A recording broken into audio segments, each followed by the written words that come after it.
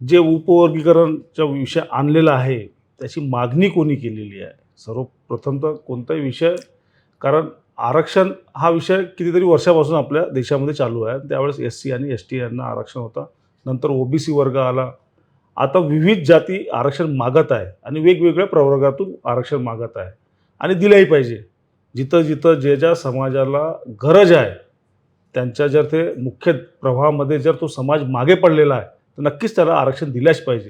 की जे संविधानाने ठरवून दिलेले डॉक्टर बाबासाहेब आंबेडकरांनी आम्हाला संविधान दिलेलं आहे आणि या संविधानामुळे हा देश आज चालत आहे.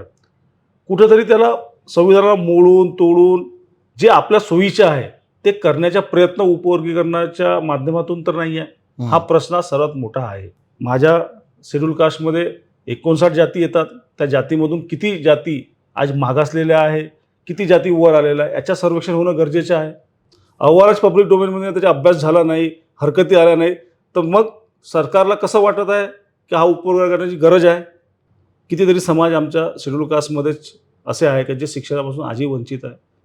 तुम्ही त्यांना आरक्षण द्याल, पण जर शिक्षणाची व्यवस्था द्यायला द्याल नाही, तर त्या आरक्षणाचा फायदा काय होणार आहे? तुम्ही आम्हाला हे समजून द्या की उपवर्गीकरणामुळे हा समाज हा मागं गेलेला आहे. ही जात आमची मागे गेलेली आहे, हा समाज मागे गेलेला आहे, याला आम्ही ह्या माध्यमातून वर आणू. फक्त विभक्त करून आमच्यामध्ये भांडणं लावून तुम्ही राजकीय पोळी जर शेकत असाल, तर आमच्या त्याच्यात विरोध आहे. जर माझ्या 58 जातीवर नुकसान होत असेल, तर माझा विरोध आहे. मला 59 जातींना घेऊन जर तुम्ही प्रोग्राम बनवत असेल आणि त्याच्यात सर्व जातीच्या जर ग्रोथ होत असेल, ते सामोर येत असेल, नक्कीच आमचं समर्थन राहील त्याला. पण आज खाजगीकरणाच्या नावावर तुम्ही त्यांना आरक्षणापासून वंचित ठेवत आहे, म्हणजे तुमच्या आरक्षणाला विरोध आहे, हे स्पष्ट होत आहे. तुम्हाला एस-सी, एस-टी, ओ-बी सोबत काही घेणं देणं नाही आहे. तुम्हाला फक्त आपली राजकीय पोळी शेकायची आहे. मला हे समजत नाही की शासनाच्या एवढं काय इंटरेस्ट आहे उपवर्गीकरणामध्ये. अरे समाजाला तुम्हाला 13.5% तुम्ही आरक्षण दिलं आहे. त्याच्यामध्ये 13.5% किती समाज येतो आणि त्या समाजामध्ये कोणता असा समाज आहे का जो हा मागासलेला आहे, त्याला वर आणण्याकरता प्रयत्न करा ना तुम्ही. आपलं स्वागत आहे. आपण बघतायत आवाज इंडिया टीव्ही. सध्या महाराष्ट्राच्या राजकीय पटलावर, सामाजिक पटलावर एक मोठा प्रश्न उभा झालेला आहे. तो आरक्षणाच्या बाबतीतला आहे. आरक्षण म्हणजे महाराष्ट्रात ज्या अनुसूचित जाती आहेत त्याच्यात 59 जाती आहे आणि त्या 59 जातीमध्येही उपवर्गीकरण झालं पाहिजे असा एक अट्टहास महाराष्ट्राच्या सरकारने केलेला आहे. त्याच विषयावर खासदार श्यामकुमार बर्वेजी आपल्यासोबत आहेत. त्यांची काय भूमिका आहे एकंदरीतच ती आपण समजून घेण्याचा प्रयत्न करूया. सर, आपलं स्वागत. एकंदरीतच आपण बघतोय की आरक्षण हा मग शेड्यूल कास्ट असेल, शेड्यूल ट्राईब्स असेल, ओबीसी असतील, या सगळ्यांच्या जिव्हाळ्याचा प्रश्न आहे. आणि हा सगळा समाज ज्याचा उल्लेख आपण या ठिकाणी करतो, हा समाज हजारो वर्षापासून बॅकवर्ड राहिला आहे वेगवेगळ्या स्थितीत. म्हणूनच भारतीय संविधानाने विशिष्ट प्रकारे आरक्षण देण्याचं काम केलं आहे. पण आपण बघतोय की आता काही मागण्या अशा होत आहेत की हे जे एस-सी प्रवर्गातील आरक्षण आहे त्याचं उपवर्गीकरण करावं. आपण कसं बघता या सगळ्या उपवर्गीकरणाच्या या प्रक्रियेकडे? नक्कीच, ज्याप्रमाणे आज 2014 पासून एक सरकार कितीतरी वर्षापासून एक विचारधारेची, काँग्रेसच्या विचारधारेची सरकार नेहमी इथं या देशामध्ये बसत आली. भारतीय जनता पार्टीने 2014 पासून महाराष्ट्रात नाही तर देशात त्यांची सत्ता आहे आणि तेव्हापासून आपल्याला कुठेतरी असं वाटत आहे की आरक्षणावर जास्त चर्चा होत आहे, वेगवेगळ्या जातींवर चर्चा होत आहे आणि जे उपवर्गीकरणचा विषय आणलेला आहे, त्याची मागणी कोणी केलेली आहे? सर्वप्रथम तर कोणताही विषय, कारण आरक्षण हा विषय कितीतरी वर्षापासून आपल्या देशामध्ये चालू आहे. त्यावेळेस एस-सी आणि एस-टी यांना आरक्षण होतं. नंतर ओ-बी-सी वर्ग आला. आता विविध जाती आरक्षण मागत आहे आणि वेगवेगळ्या प्रवर्गातून आरक्षण मागत आहे आणि दिलंही पाहिजे. जिथं-जिथं ज्या समाजाला गरज आहे, त्यांच्या जर ते मुख्य प्रवाहामध्ये जर तो समाज मागे पडलेला आहे, तर नक्कीच त्याला आरक्षण दिल्याच पाहिजे. जेणेकरून त्या समाजाचा उद्धार झाला पाहिजे आणि तो आपल्या मुख्य प्रवाहात आल्या पाहिजे. हीच मनसा शासनाची असायला पाहिजे. ते मग कुठलीही सरकार असो, मग भारतीय जनता पार्टी असो किंवा काँग्रेस असो. परंतु आपल्या असं निदर्शनास येत आहे की ज्या उपवर्गीकरणाच्या विषयावर आपण विविध व्यक्तींसोबत किंवा समाजासोबत जेव्हा चर्चा करतो, तर त्याची मागणी खूप काही अशी कुठं दिसत नाही का आम्ही मागणी केलेली आहे. एका विशिष्ट व्यक्तींनी मागणी केली, त्याच्यावर उपवर्गीकरण आणलं. मुळात संविधानामध्ये त्यांना प्रावधान आहे का? हा सर्वात अगोदर विषय संशोधनाचा आहे, की जे संविधानाने ठरवून दिलेले डॉक्टर बाबासाहेब आंबेडकरांनी आम्हाला संविधान दिलेलं आहे आणि ह्या संविधानामुळे हा देश आज चालत आहे. कुठेतरी त्याला संविधानाला मोडून तोडून जे आपल्या सोयीचे आहे ते करण्याचा प्रयत्न उपवर्गीकरणाच्या माध्यमातून तर नाही आहे. हा प्रश्न सर्वात मोठा आहे. कारण जो समाज मागासलेला आहे त्याला आरक्षण दिलं, त्याच्यातही जर कोणत्या त्याच प्रवर्गातून जर कोणता समाज मागे पडलेला असेल त्याला सामोरं आणण्याकरता, जसं मी चर्मकार समाजातून येतो, तर चर्मकार महामंडळ आहे. एकेकाळी चर्मकार लोकांनी महामंडळाची मागणी केली, त्यांना महामंडळ दिलं. त्या माध्यमातून त्यांना गठई कामगारांच्यासाठी लोन, शिक्षणासाठी त्यांना लोन, विविध माध्यमातून त्यांना वर आणण्याचं काम महामंडळाच्या माध्यमातून केलं आहे. पण उपवर्गीकरण असा विषय आहे का याला गिळता येत नाही ना बाहेर काढता येत नाही. कसं की मी बोलायला गेलो तर माझ्या समाजाच्या किती बॅकलॉग बाकी आहे. माझ्या शेड्यूल कास्टमध्ये 59 जाती येतात. त्या जातीमधून किती जाती आज मागासलेल्या आहे, किती जाती वर आलेल्या आहे, याचं सर्वेक्षण होणं गरजेचं आहे. सर्वेक्षण न करता समाजातील लोकांसोबत, नेत्यांसोबत न चर्चा करता डायरेक्ट त्यांच्यावर उपवर्गीकरण लादणं हा कुठंतरी चुकीचा आहे असं माझं मत आहे. बिलकुल सर, आपण बघतोय की हे उपवर्गीकरणाची प्रक्रिया सरकारने सुरू केली. त्याच्यासाठी बदर आयोग नेमला.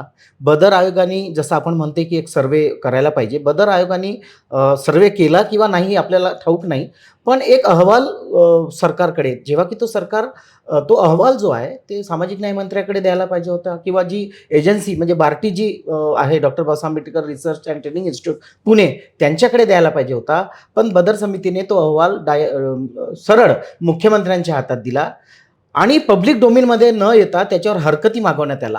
आपल्याला काय वाटते की संविधानिक प्रक्रियेत कुठलाही अहवाल आला तो पब्लिक डोमेनमध्ये येतो, मग त्याच्यावर हरकती होता, मग त्याच्यावर विचार होतो.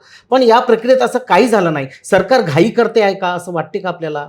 नक्कीच ज्याप्रमाणे त्यांनी उपवर्गीकरणाची प्रक्रिया सुरू केलेली आहे ते सरकारला घाई आहे ते तर नक्कीच आहे. पण त्यातला त्यांची मनशा आपल्याला बघायची आहे का सरकारची मनशा खरंच आमच्या समाजांचा उद्धार करायची आहे की स्वतःच्या हित साधून घ्यायचं आहे. दोन विषय आहे. उद्धार करायचा असेल तर सर्व समाजाला सोबत घेतील. ज्याप्रमाणे आपण सांगत आहे का पब्लिक डोमेनमध्ये त्यांचा अहवाल आलेला नाही आहे, अहवालच पब्लिक डोमेनमध्ये त्याचा अभ्यास झाला नाही, हरकती आल्या नाही, तर मग सरकारला कसं वाटत आहे की हा उपवर्ग करण्याची गरज आहे? कोणताही विषय जेव्हा आपण करतो तर हरकती मागतो ना की काय काय हरकती आहे. मग कोणत्या समाजासाठी किती आरक्षण करणार आहे, किती टक्के कोणाला देणार आहे, कोणता समाज आमच्या मागं पडलेला आहे हे आम्हाला माहिती असायला पाहिजे ना. समाजाचे सर्व नेते मंडळी, जे समाजसुधारक आमचे लोक आहे त्यांना किती विश्वासात घेतलं तुम्ही? आमचे सांसद आहे, MLA आहे, आमदार आहेत, विविध पदाधिकारी ह्या महाराष्ट्र राज्यामध्ये शेड्यूल कास्टचे आहे, त्या सर्वांना विश्वासात घेतलं का?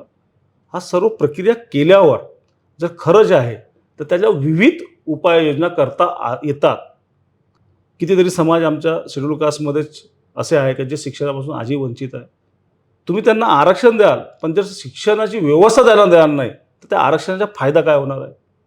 त्यांची गरज काय आहे? त्यांना रोजगार नसेल, शिक्षण आहे पण रोजगार त्यांना उपलब्धता होत नसेल, त्यांच्या परंपरागत जे व्यवसाय आहे त्यानुसार जर त्यांना व्यवसाय देता आलं तर ते आजही त्यांना प्रावीण्य त्या कामामध्ये आहे. आज आपण बघत असं मोची म्हणून ब्रँड चालतो. बरोबर. आज बँडमध्ये आमचे मातंग समाज खूप मोठ्या प्रमाणात त्यांच्या अंगामध्ये गुण आहे, पण त्यांच्या बँडसाठी आपण कधी त्यांना मोठं वर आणण्याकरता त्यांच्यामध्ये जे कला आहे, सुप्त कला आहे, त्यांना वर आणण्याकरता शासनानं काही केलं का? अशा माध्यमातून त्यांचा उद्धार झाला असता. उपवर्गीकरणाच्या माध्यमातून कसं त्यांचा उद्धार होणार आहे? मग कोणताही समाज, आमच्या 59 जातीमधून सर्व जातींना कसं तुम्ही विभागत आहे हे कसं सांगणार आहे आम्हाला? कसं पटवून देणार आहे की आमच्या समाजामध्ये भांडण लावून त्याच्यातून तुम्ही राजकीय काय फायदा घेताय हा प्रश्न आज निर्माण होत आहे. मुख्य विषय तो आहे. बिलकुल. काही अभ्यासक मंडळी ज्यांचा या उपवर्गीकरणावर थोडासा अभ्यास आहे, त्यांनी थोडासा सर्वे केला आहे, त्यांचं असं म्हणणं आहे की 13.5% शेड्यूल कास्ट प्रवर्गासाठी आरक्षण आहे. जर हे आरक्षण विभक्त केलं म्हणजे एखाद्या समूहाला 3%, एखाद्या समूहाला 5%, एखाद्या समूहाला 2%, एखाद्या समूहाला 1%, तर असं आहे की जसं या 59 जातीतही जर एखादी कॅन्डिडेट, मग तो मेडिकल क्षेत्रात ॲडमिशनसाठी असेल किंवा नोकरीत असेल, एखादा कॅन्डिडेट ज्याला पूर्ण 13% आरक्षणाची मुभा आहे, तिथं त्याला 2 आणि 3 आणि 4% विभागून ते आरक्षण कमी करणं म्हणजे एकंदरीतच आरक्षण संपण्याचा कट आहे, असं तुम्हालाही वाटतं का? नक्कीच. ज्याप्रमाणे आपण बघत असेल आज ज्वलंत विषय महाराष्ट्रामध्ये मराठा आणि ओबीसीच्या आरक्षणाचा विषय चालू आहे. बिलकुल. एका साईडला ते सांगतात की मराठाला आम्ही आरक्षण दिलं, ओबीसीचं आरक्षण आम्ही कुठेही कमी न करता मराठाला आरक्षण देऊ असं आपल्या महाराष्ट्राच्या राजकीय नेत्यांनी, मग ते शिंदे साहेब असो, फडणवीस साहेब असो, आणखी इतर नेते सत्तेमध्ये जे एवढे नेते आहेत त्यांनी हेच शब्द वापरले. पण आज आपल्याला दिसत आहे की जे आरक्षण देत आहे ते ओबीसीतूनच देत आहे. काही वेगळा आयोग केला का त्यांच्यावाला, वेगळं काही त्याचं पर्सेंटेज ठरवून दिलं का? मग ओबीसीवर अन्याय झालाच ना. मग शब्दावर कसं आपण ऐकणार आहे? कॉन्क्रीट तुम्ही आमच्या समोर तुमच्या सर्व आणा, सर्व विषय ठेवा समाजासमोर की आम्ही असं करणार आहोत. जर योग्य वाटेल तर समाज त्याला हो म्हणेल. जर आमच्या समाजासाठी शेड्यूल कास्ट करता जर योग्य आहे उपवर्गीकरण तर आम्ही त्याला मदत सपोर्ट करू ना. पण तुम्ही उपवर्गीकरणाच्या नावावर फक्त आम्हाला विभक्त करत असाल, आम्हाला वेगळं वेगळं दाखवण्याचा प्रयत्न करत असाल तर आम्हीच कधी नक्की तुमच्या ते तुम्ही केलेलं प्रयोजन आम्ही तुमच्या सिद्ध होऊ देणार नाही, त्याला आमचा विरोध करू आम्ही. बिलकुल.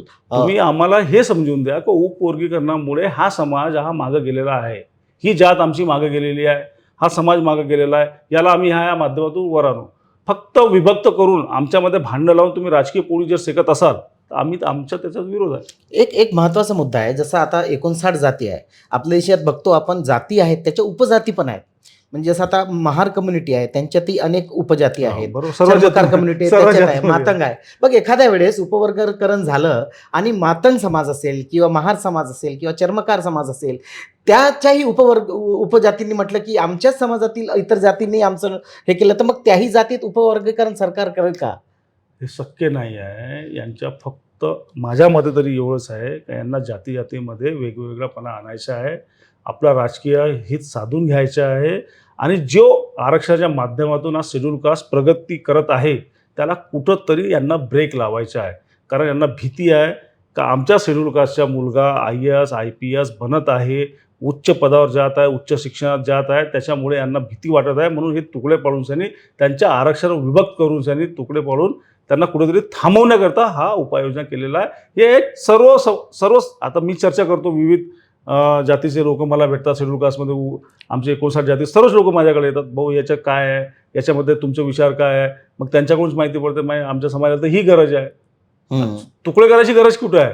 आमच्या 13.5% जर आम्ही कॅपेबल आहोत, आम्ही जर शिक्षक, जर एक महार समाज म्हणा किंवा चांभार समाज किंवा मातंग समाज किंवा वाल्मिकी समाज हे मोठे समाज आमच्या 59 जातीमध्ये मोठे आहे, जर हे लोकांमध्ये 13.5% आम्ही समाविष्ट होतो आणि ते पूर्ण आरक्षण आम्ही एक्झॅप्ट करतो, त्याच्यामुळे यांना त्रास होत आहे का यांचं आरक्षण पूर्ण यूज करत आहे.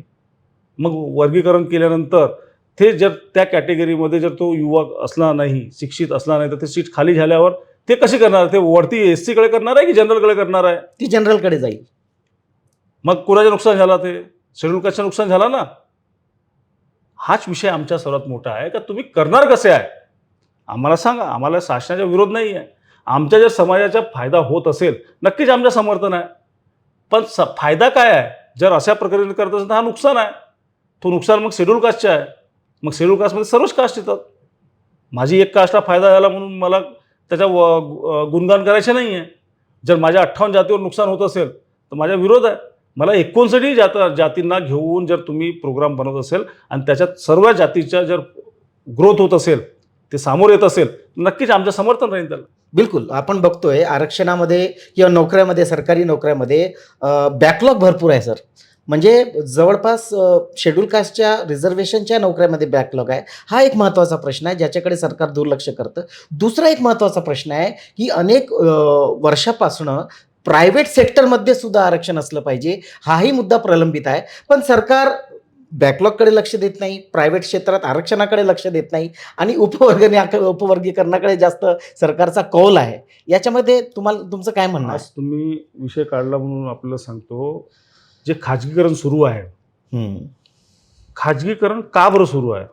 एजन्सीच्या माध्यमातून खाजगीकरण सुरू आहे. रेल्वेमध्ये 2-2 लाख पदं खाली आहे हं. आणि ते पदं खाली आहे, त्याच्यावर कॉन्ट्रॅक्च्युअल लोकं ठेवून तुम्ही कामं करून घेत आहे. म्हणजेच 2 लाख पदामधून आमचे SC, ST, OBC तिन्ही पदं तुम्हाला भरावं लागले असते, जर बरोबर. तुम्ही शासकीय नियमाप्रमाणे भरती घेतली तर.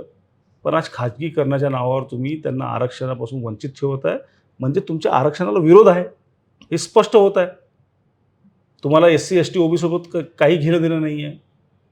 तुम्हाला फक्त आपली राजकीय पोळी सेकायची आहे आणि त्याच्यातून हित कसं आपलं साधून घ्यायचं, हाच एक मात्र उपाय तुमच्याजवळ आहे. कारण आजही आमचे शेड्यूल कास्ट असो, शेड्यूल ट्राईब असो, अदर बॅकवर्ड क्लास असो, याचे कितीतरी जागा वॅकंट आहे सेंट्रल गव्हर्नमेंटमध्ये, स्टेट गव्हर्नमेंटमध्ये. तर आम्ही त्यासाठी पात्र ठरत नाही. हा विषय आहेच. तो विषय सोडून तुम्ही ते त्यांना कॅपेबल बनवण्याच्या दृष्टीनं सुधारणा करण्यापेक्षा तुम्ही उपवर्गीकरणाकडे जास्त तुमचा इंटरेस्ट आहे. मला हे समजत नाही की शासनाच्या एवढं काय इंटरेस्ट आहे उपवर्गीकरणामध्ये. अरे समाजाला तुम्हाला 13.5% तुम्ही आरक्षण दिलं आहे, त्याच्यामध्ये 13.5% किती समाज येतो आणि त्या समाजामध्ये कोणता असा समाज आहे का जो हा मागासलेला आहे, त्याला वर आणण्याकरता प्रयत्न करा ना तुम्ही. त्याला वर आणण्याकरता जे उपाययोजना करायच्या आहेत त्या भागामध्ये, जसं आता भटक्या विमुक्त जाती आहे, त्यांच्या जागा वॅकंटच जातात. हं. भरपूर जागा वॅकंट जातात, कारण की त्याच्यामध्ये शिक्षण नाही आहे. शिक्षित नसल्यामुळे तुम्ही त्याला जागा देऊ शकत नाही. तर त्यांच्या शिक्षणाचा दर्जा कसा उंचावता येईल तुम्हाला, त्याला मुख्यधारेमध्ये कसं आणता येईल, हा विषय सोडून तुम्ही जातीमध्ये वाद निर्माण करून फक्त आपली पोळी शेकण्याचं काम करत आहे. हाच याच्यातून निष्कर्ष निघत आहे. सर शेवटचं एक, की आता उपवर्गीकरणाचा हा काही घाट सरकारने मांडलेला आहे. याच्यातून आपल्या शेड्यूल कास्टच्या संपूर्ण जातीमध्ये एक अलगाव होत आहे, दुरावा निर्माण होत आहे, जो एक संवैधानिक मूल्यांमुळे जोडला गेला होता. बाबासाहेबांच्या, कवी रविदासांच्या किंवा अण्णाभाऊ साठेंच्या विचारसरणीमुळे हा समाज एकत्र आलेला होता. पण आता हा समाज अशा प्रकारचे मुद्दे उपस्थित केल्यामुळे दुरावत आहे. तर एकंदरीतच शेड्यूल कास्टच्या 59 जातीला या माध्यमातून आवाज इंडियाच्या तुम्ही एकसंघ होण्यासाठी आणि संघर्ष करण्यासाठी काय सूचना द्याल? नक्कीच माझी सूचना तर राहील, पण विनंती पण राहणार आहे की जो सरकारने कट रचलेला आहे, त्या कटमध्ये न फसता आपण सर्वांनी वैचारिक दृष्टिकोनातून याचा निर्णय घ्यायला पाहिजे. मला माझ्या जर तो कोणता फायदा साध्य होत असेल थोडासा, त्याच्यात न जाता आपण समोरच्या पिढीकरिता विचार करून आमचा कुठं एकता आमची भंग नाही झाला पाहिजे. आमच्या शेड्यूल कास्ट सर्व एक संघ राहायला पाहिजे आणि त्याचे आरक्षण पूर्णपणे आम्हाला वापरता आल्या पाहिजे. याच्या दृष्टिकोनातून आम्हाला निर्णय घेता आला पाहिजे, जेणेकरून माझा फायदा, तुमचा फायदा, त्याचा फायदा हा न बघता आमच्या सर्वांचा कुठं फायदा आहे, योग्य आमच्या समाजाकडे काय आहे. जसं मी आता तुम्हाला सांगितलं की महामंडळाच्या माध्यमातून आपण भरपूर विकास ह्या पर्टिक्युलर त्या समाजाला करता जर तुम्हाला वाटत आहे शासनाला का हा समाज मागं पडलेला आहे, त्याच्या महामंडळ बनवा. त्याच्या माध्यमातून तुम्ही त्यांना मदत करा. करोडो रुपये, अरबो रुपये तुम्ही त्यांच्यावर खर्च करू शकता. पण तसं न करता ह्या ज्या पद्धतीने तुम्ही लादण्याच्या काम जे करत आहेत ते बंद करायला पाहिजे आणि समाजाने एकत्र राहून सर्व उपजाती सर्व एकत्र येऊन 59 जाती एकत्र येऊन निर्णय करायला पाहिजे. जे आमच्यासाठी चांगलं राहील तोच निर्णयासोबत आपण राहायला पाहिजे. अन्यथा शासनाच्या विरोधात आपण सर्व एकत्र आल्या पाहिजे. बिलकुल, शासनाच्या विरोधात आपण सर्व एकत्रित आलं पाहिजे. 59 जाती ह्या संविधानाने दिलेल्या संवैधानिक अधिकाराचा वापर करतात. संघर्षासाठी समोर आलं पाहिजे आणि महाराष्ट्रात हे जे षडयंत्र सुरू आहे हे कुठेतरी संपलं पाहिजे आणि समाज एकत्र राहायला पाहिजे. तर आपल्यासोबत होते श्यामकुमार बर्वेजी. सर, आपण आपला बहुमूल्य वेळ दिला त्याबद्दल आपलं खूप खूप धन्यवाद. थँक्यू. थँक्यू.